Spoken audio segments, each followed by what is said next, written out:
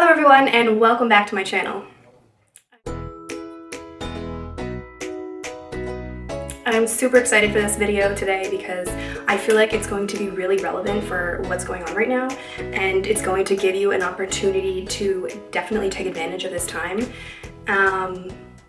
But with that, let's get started. In today's video, I'm going to be teaching you about the value of self-care for kids and really how important it is to incorporate into our everyday lives. Often we think about how self-care is important for adults, but we never really attribute to the effects it has on a child. But studies show that kids definitely benefit from deliberate and consistent self-care activities, just like adults do. So even if they aren't currently stressed or upset in the moment, it gives them an opportunity to develop the skills to be able to manage that stress later on. So like I've talked about in previous videos, I've mentioned how habits are really important and how we can develop healthy habits into our daily routines, just to make things a little bit easier in the future. Kids definitely benefit from habits just because starting something so young, especially when it's a difficult habit to incorporate, especially like when it feels like a chore, like brushing your teeth, for example. Sometimes when they're young, it feels like such a chore, but now when you wake up, you're an adult, brushing your teeth is just like part of your daily routine because you started it from a young age. So if we incorporate daily habits that are really good for our health, they'll be beneficial and are easier for your child to get into their routine if they started young. Not only is self-care a great habit to incorporate into a kid's routine, it's also a really, really good way to spend time together. I just mentioned in my last video how we can promote healthy relationships and how that's really beneficial for a child's development. But this is just another way for you guys to incorporate that healthy routine and, really take advantage of something that we should be putting into the routine anyways, and something that can also benefit your relationship. It's gonna, help you guys grow stronger. It's gonna develop that connection even more. And it's a great way to, learn about each other. There's a lot of things on this list that you may not even incorporate into your routine, but it's a great way for you to start developing these habits, and it's a great way for your child to start developing these habits. And obviously we know that self-care benefits us not only physically, but also mentally. It helps us optimize our daily routine and it helps us perform at our absolute best. Self-care is not just, taking care of your skin, taking care of your hair, and it's more of a comprehensive type of deal. Self-care involves reading, it involves meditation, it involves yoga, it involves exercise, it involves so many different things. And at first, yes, it might feel like a chore, but like I said, as long as we are starting this, being consistent with it, it's going to develop into a habit. And like I've always said, habits are hard to break. So we have to make sure that these are deliberate and consistent. That is probably the number one thing about self-care. It doesn't have to be luxurious, it doesn't have to be expensive, it doesn't have to be time-consuming, it has to be consistent. And yeah, self-care can be rewarding and indulging at times, but that's not the only thing self-care is. It's not just about short-term rewards that satisfies in the moment. It's more about engaging in activities that have a long-term effect, long-term positive effect on us. And those are activities like reading and meditation and yoga and things that aren't just about physically improving your body, it's about physically improving your mind and your overall health and your well-being. It's about making these healthy choices that encourage growth, connection, and stability. Those are probably the three main important things that these types of activities will help incorporate. So number one, I'm going to talk about probably the most obvious, but also the most important, taking care of your body. This is so important for not only you, but your kids.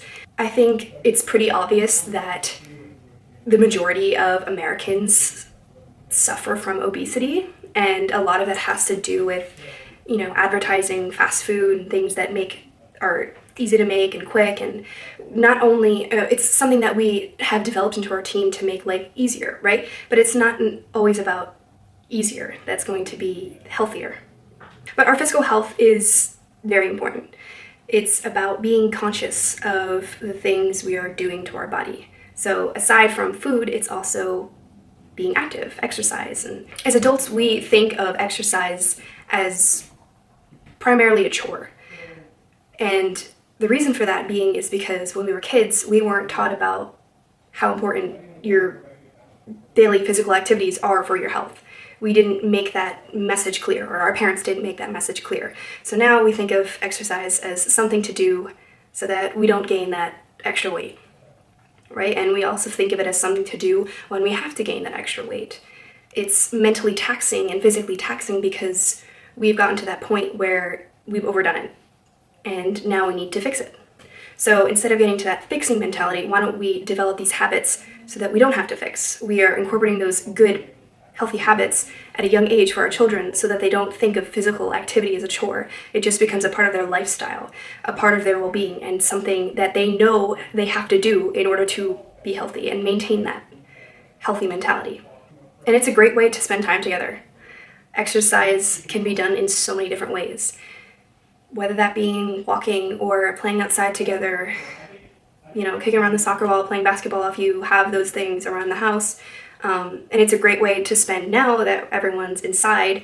We can think of fun activities to do around the house and in our backyard that helps speed up that time. It doesn't have to be something so physical, especially if, maybe you and your child aren't really that outdoorsy. It can be something like yoga or meditation, deep breathing, something that's more of like a stress reliever. But the important thing I want to mention, and probably the biggest key here, is that it's not about being physically fit, and it's not about being in the best shape of your life. Don't, even if you have that mentality, don't push it on your kid. It's about just being aware that our physical health has a factor in our overall well-being. It has a factor in our emotional health, and it's important to stay consistent in our routines and just develop these small things about physical health into our daily lifestyle. The second thing I want to talk about is having fun with it. Engaging in self-care activities, it doesn't always have to be physically taxing or emotionally taxing. It can be fun, and this is another great way to spend time with your kids and build that bond and share connection, learning new things and trying different games to play, Mad Libs, or baking together, or trying a new puzzle, or watching a comedy together, or building a fort. It doesn't really matter what it is. It's just trying something new, and it gives you an opportunity to learn stuff about each other. Maybe in this process you're going to learn that, maybe my kid's not so much of the outdoorsy type, and I am, but that's okay. We can compromise and do different things each day to, make each other happy and keep each other satisfied. But it's really important to be present in the moment with each other. Laugh together, spend time, be conscious of everything you're doing in the moment, and don't be thinking about work, and don't have them be thinking about school, or just engage in everything that you do and be conscious of what you're doing. The third thing I wanted to share is help others in the community. I think this is a really, really important thing to do. Research has shown that altruistic behaviors and emotional behaviors play a huge role in childhood development. Teaching kids that it's not just about them, and it's really important to think about others in the community and helping others in the community who aren't as fortunate as you are. But a good thing you can be doing now is start cleaning out the house. Spend a day or even a few days if you have a lot of junk, just cleaning out yours and their closets. Getting rid of clothes that they don't really wear anymore, and getting rid of a lot of toys that they don't really play with, and letting them know where this is going. We're going to be giving all of these things to other kids who aren't as fortunate as us. And it's a really good way to show kids that they should be thankful for what they have. And talk about gratitude with them. Share with them how important it is to be living the life they live. Be thankful of what they have. The last thing I want to talk about is about brainstorming.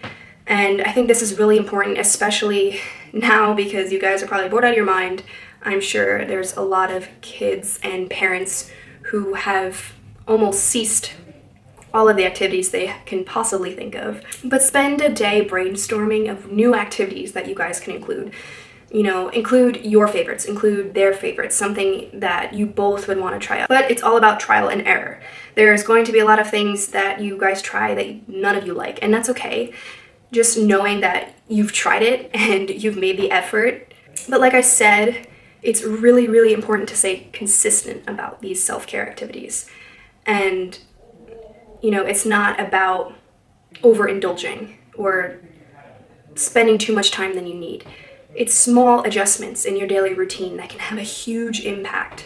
And habits and routines, like I've said so many times, are so important. you know, making certain days of the week and allocating time each day for the week for certain things. Game night Fridays, or morning Saturday hikes, or cooking Sundays, stuff like that, that you can stay consistent about and develop traditions together and, you know, just spend wholesome time together. I just wanted to take this time and say I hope you guys are all healthy and happy and doing well and staying indoors and just really seizing this opportunity and taking advantage of the time that you have with your children and, you know, taking advantage of the time that you guys can spend together. And I hope some of these things will maybe make your life a little bit easier and help you incorporate these things into your daily activities, especially now that you probably have a lot more free time. So with that being said, I hope you guys enjoyed, and thanks for watching.